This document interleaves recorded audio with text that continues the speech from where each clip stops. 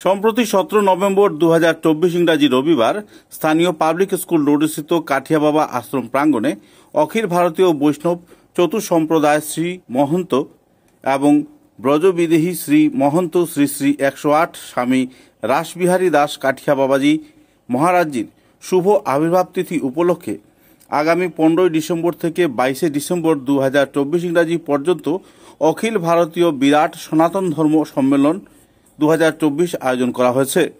উক্ত অনুষ্ঠানকে সুন্দর সুষ্ঠুভাবে সুসম্পন্ন করার উদ্দেশ্যে সমস্ত ভক্তবৃন্দদের নিয়ে উৎসব কমিটির এক আলোচনা সভার আয়োজন করা হয়েছিল।